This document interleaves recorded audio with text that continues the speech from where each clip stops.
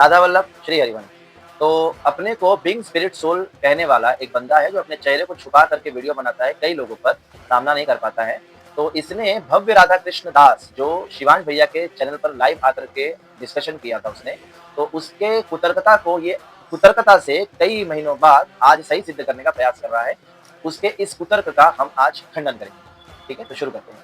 तो सबसे पहला तो ये कह रहा है कि श्री माधवाचार्य शास्त्री जी जिन्होंने मायावादम वाले श्लोक को प्रक्षिप्त कहा है, ये कहना चाहता है कि वो खुद कन्फ्यूज़ है। वो कह रहे हैं कि इसको प्रक्षिप्त मान भी सकते हैं और अप्रक्षिप्त भी मान सकते हैं। तो माधवाचार्य शास्त्री जी कन्फ्यूज़ है, ऐसा ये कह रहा है बिंग स्पिरिट सोल।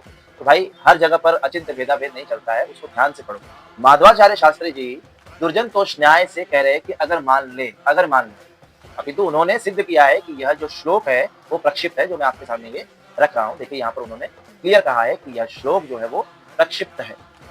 यहाँ पर माधवाचार्य शास्त्री जी कह रहे हैं कि प्रतिवादी को आक्षेप लगाने के लिए कोई भी पुराण का मूल श्लोक नहीं मिलता है, इसीलिए वह आक्षेप लगाने के लिए इस प्रक्षिप्त श्लोक का आधार ले रहा है। यहाँ पर प्रतिवादी, आप अपने आप को समझो, वो आपको सिद्ध कर रहे हैं बोल करके कि यह प्रक्षिप्त है।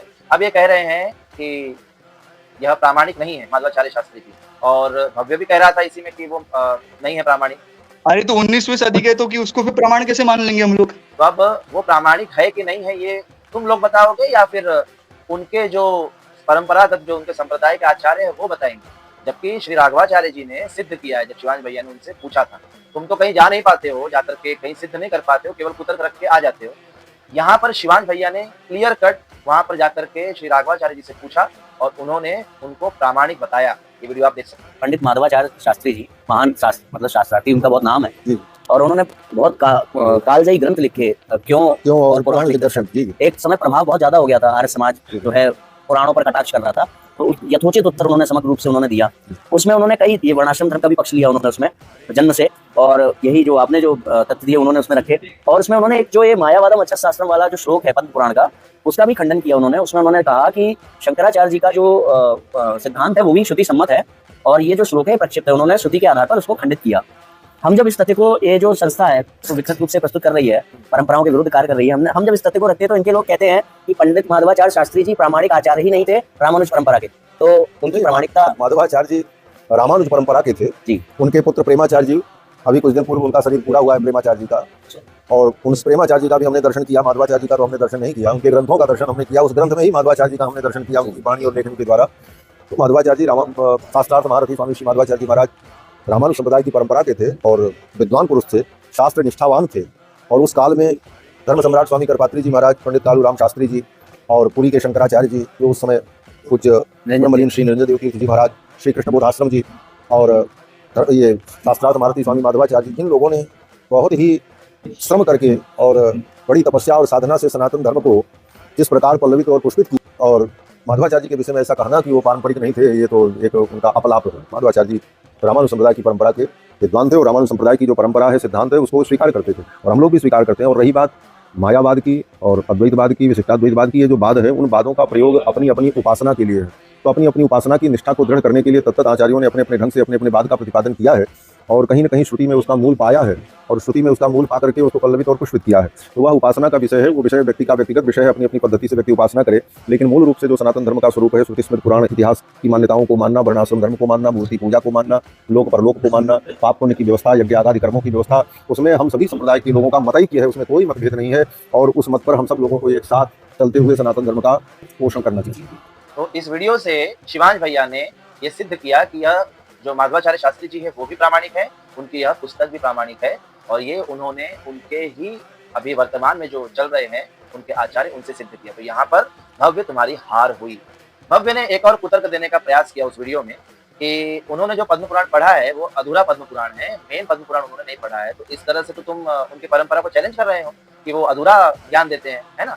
और अगर मैं तुमसे ये कहूँ भव्य कि श्री चैतन्य महाप्रभु जी जो है वो भगवान शंकर के, भगवान शिव के बहुत बड़े भक्त हुए हैं, उन्होंने बहुत भक्ति की है और मंदिर बनाए हैं बहुत से भगवान शिव के और नाचे भी हैं भगवान शिव के लिए। तो तुम कहोगे कहाँ पर, तुम्हें बता दूं मेरे ये श्लोक है, तो बोलेंगे ये श्लोक है, ये तो मैंने नहीं पढ़े। तो भाई तुमने नहीं पढ़े, किसी और वर्जन में है, तो क्या तुम मान लोगे? नहीं मानोगे ना, कुतर्क कहोगे ना। ऐसे तुम भी कुतर्क कर रहे हो। तर्क पूर्ण दीजिए उत्तर, या फिर शास्त्रों से दीजिए, कुतर्क का कोई महत्व नहीं। तो तुम्हारे भव्य ने क्या क्या कुतर्क दिए हैं बिंग एडिटिंग सोल वाले जी, जाकर के देखिए। मतलब उसका कहने का मतलब ये है कि भगवान ने जो परंपरा बनाई है बहुत से, उस परंपरा में अलग-अलग प्रकार के पद्म पुराण दिए हैं। और भगवान ने किए हैं कि इस परंपरा में ये श्लोक निकाल दीजिए, उस परंपरा में वो श्लोक निकाल दीजिए, इस परंपरा में ये श्लोक डाल दीजिए। तो 4-5 प्रकार के पद्म पुराण भगवान ने दिए हैं ना, यही तर्क है तुम्हारे। वाह! क्या बात! बीइंग स्पिरिट सोल ने एक आखिरी कुतर्क दिया था कि 19वीं नहीं 15वीं शताब्दी के किसी बुक से दिखा रहा है कि यह श्लोक जो है मायावादन वाला वो प्रक्षिप्त नहीं है। बच्चू ने अपनी किताब में ये स्वीकार किया है, और यहाँ देख सकते हो पद्म पुराण, यहाँ पद्म पुराण बढ़ा है मायावादम शास्त्रम प्रच्छन्न बहुत उच्चते। तो हैवान भाई कोई 15वीं शताब्दी में बोल रहा है कि ये श्लोक प्रक्षिप्त नहीं है और उसको कोट कर रहा है, और 19वीं शताब्दी में कोई आकर बोला कि प्रक्षिप्त मान भी सकते हैं और नहीं भी मान सकते। जो खुद कंफ्यूजन में है तो हम किसको मानेंगे? तो 15वीं शताब्दी वाले को मानेंगे, यानी ये श्लोक ऑथेंटिक है। हरे कृष्णा। वो ऑथेंटिक है। तो अगर तुम पुराने सबसे पुराने अगर चीज़ों पर अगर ऑथेंटिक मानते हो तो मैं तुमको एक वीडियो दिखाता हूँ। देखो उसमें आपके ही गौड़िया के ऑथेंटिक परंपरा के आचार्य अभी जो वर्तमान में हैं वो कह रहे हैं कि जितने भी संप्रदाय है सबके मूल आचार्य शंकराचार्य रहेंगे। तो मान लो शंकराचार्य, ये वीडियो देख लो और मान लो। श्री मध्वाचार्य जी चाहे हमारे यहाँ की तरह उनकी मूल परंपरा शांकरी आ रही हो और उनके द्वारा शुद्ध द्वैत दर्शन की स्थापना की गई। मतलब कुछ भी कुतर्क देना है, झूठ नहीं है, गलत है। गलत और झूठ अलग अलग होता है। झूठ के भी परिभाषा होते हैं, गलत के भी परिभाषा होते हैं, एप्पल के परिभाषा होते हैं और ग्लास चम्मच कटोरी के परिभाषा होते हैं। भाई ये सब कुतर्क का कोई मतलब नहीं है। तुमसे प्रमाण मांगा जा रहा है, प्रमाण दो। अगर मान लो इसी सब आधार पे दूसरी बार आपको अगर शिवांश भैया ले ले और यही सब प्रश्न करने लगते तो तुम क्या करोगे? फंस जाओगे भव्य वहां पर। और अभी आप कह रहे थे ना कि जो माधवाचार्य शास्त्री जी है उनको हम प्रमाण कैसे मान ले, है ना? तो मान लो अगर भैया ने बोल दिया होता कि हम प्रभुपाद जी को प्रमाण कैसे मान ले, बताइए, प्रमाणिक सिद्ध कीजिए, तो फिर तुम क्या उत्तर देते? और चैतन्य महाप्रभु को अमुक किसी ने कहा कि तुम आचार्य हो तो हम कैसे मान लें? सिद्ध करो। तो तुम कहाँ से सिद्ध करो? ये सब कुतर्कपूर्ण बात है।